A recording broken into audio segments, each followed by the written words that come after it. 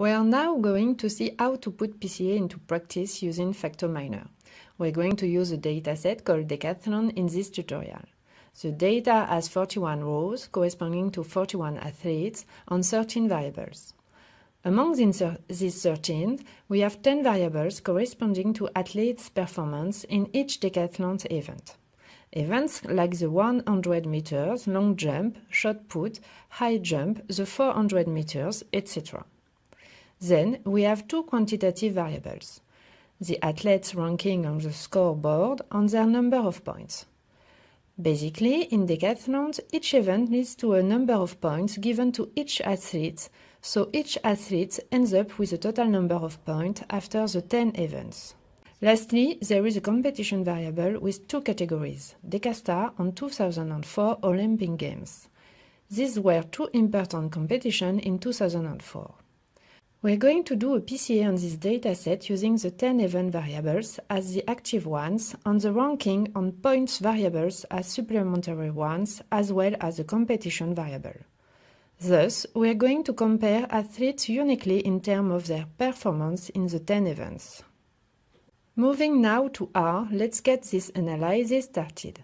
First, we have to import the data. I'm going to import the data and keep it in an object called Decathlon. The data can be obtained at this web address. In fact, we can either extract the data directly from the website or download it to our own computer and extract it from the folder we put it in.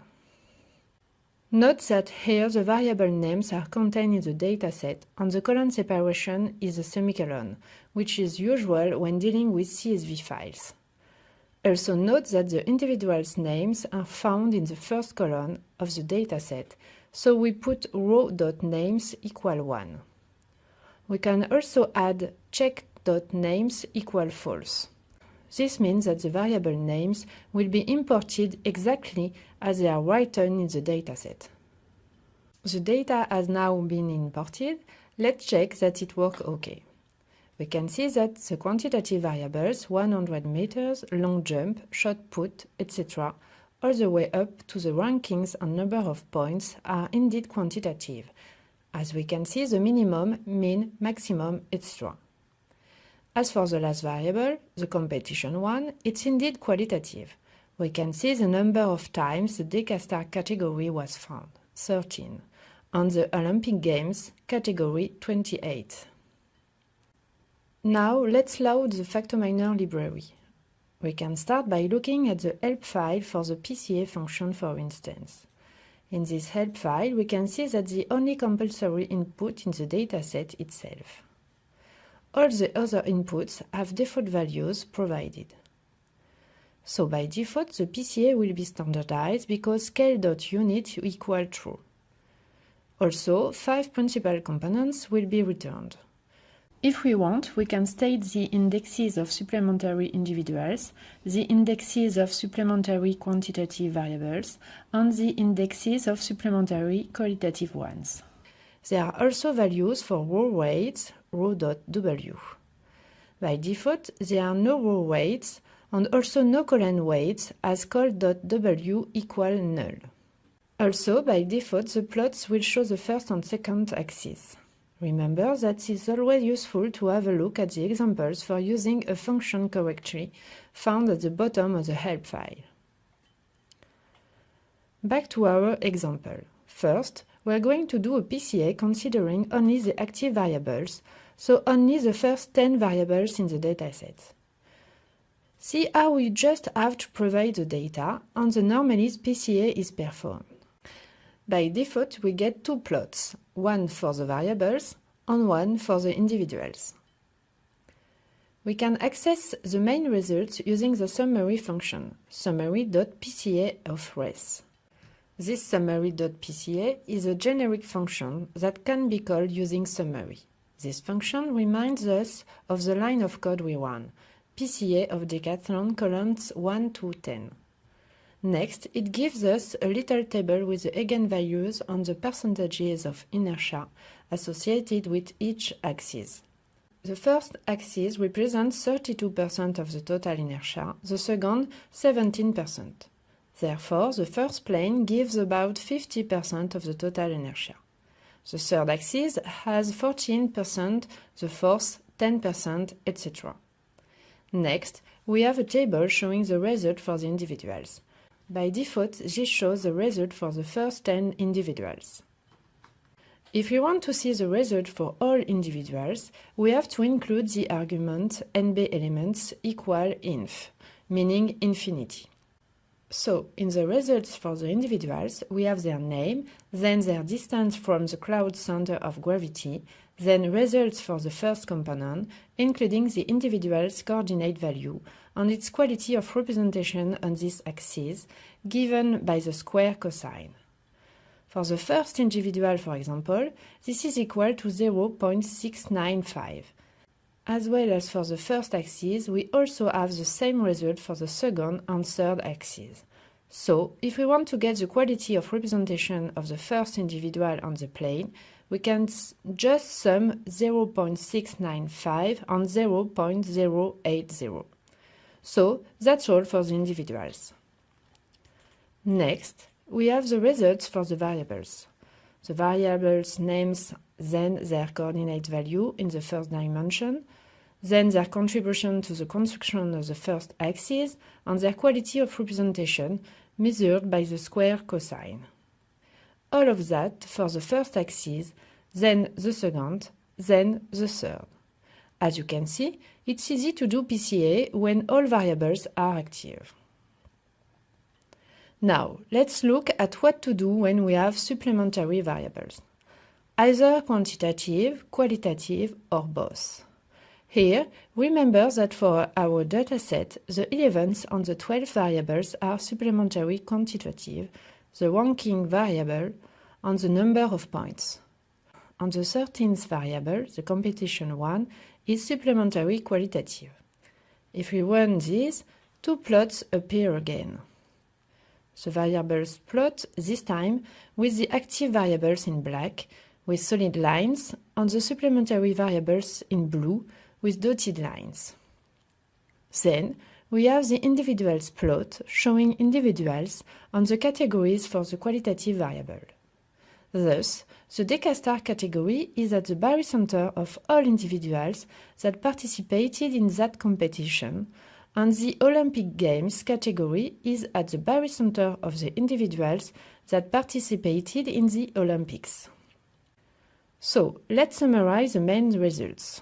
Here, we're going to ask for the results for the whole set of individuals by typing NB elements equal inf.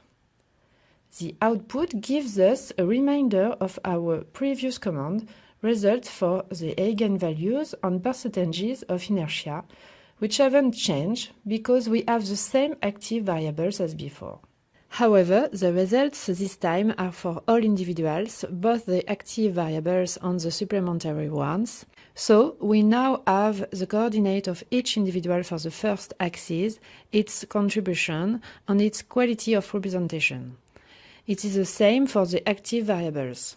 But for the supplementary variables, there is no value for contribution because they did not contribute to the construction of the axis. For the categories, we have the distance to the barycenter as well as their coordinate values on the first axis, their quality of representation, and a v-test which measures if coordinate values are significantly different to 0.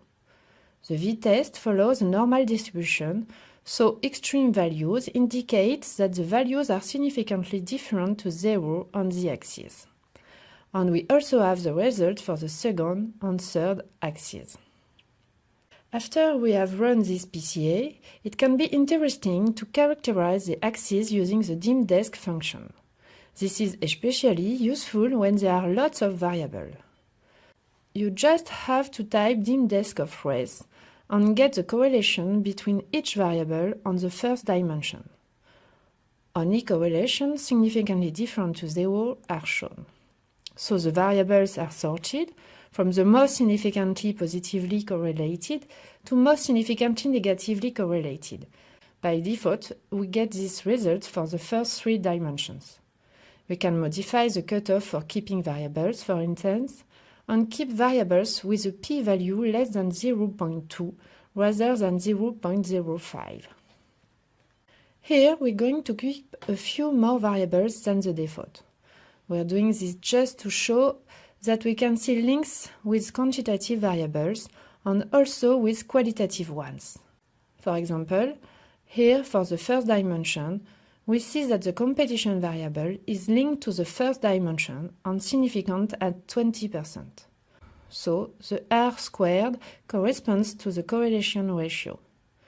There is 5% of the variation in the coordinates, which is provided by the competition variable, which is significant at 20%, but not at the cutoff of 5%.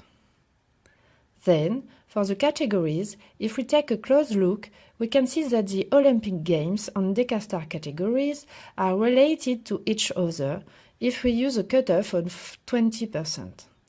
Just remember that we are using the 20% cutoff to illustrate this example to show we can characterize axes using qualitative variables. But in general, we use a 5% cutoff. It's often quite useful to work on these plots in order to show the important information in them better. The plot.pca function in Factominer has lots of options that can help us improve plots. Let's take a look at a few of them.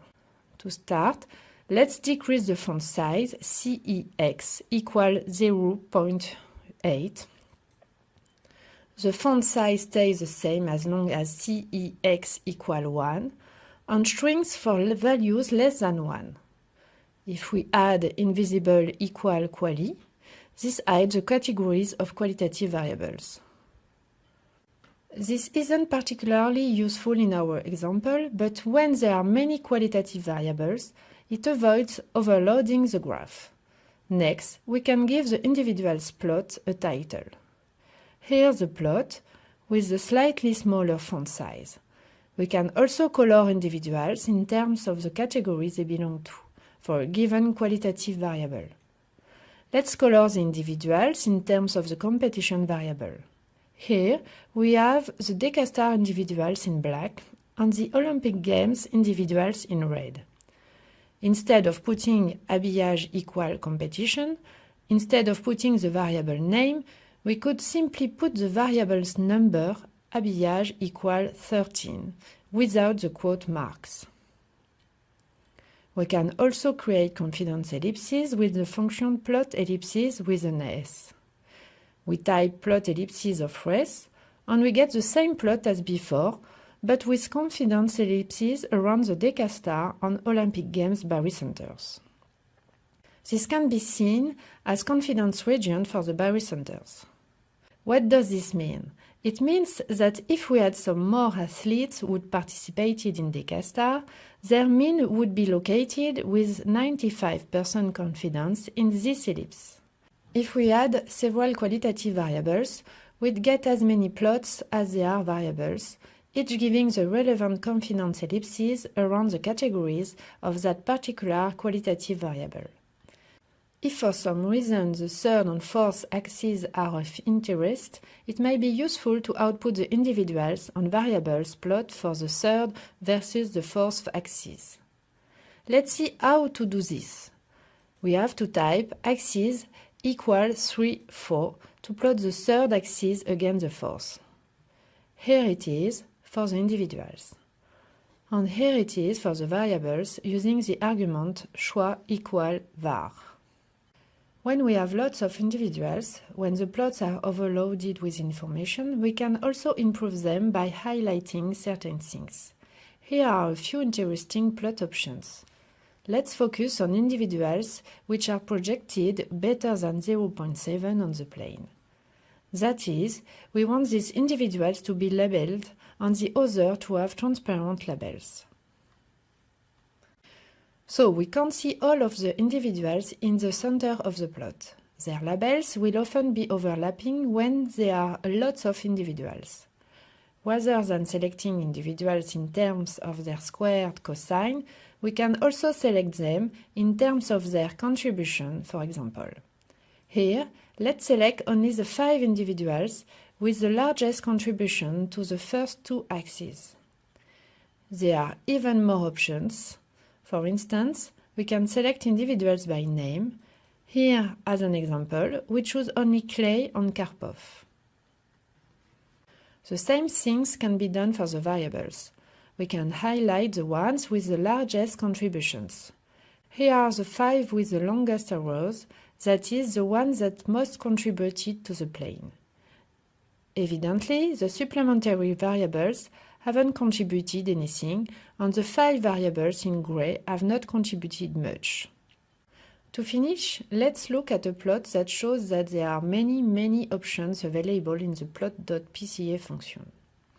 Feel free to go and have a look at the plot.pca function to further improve your plots.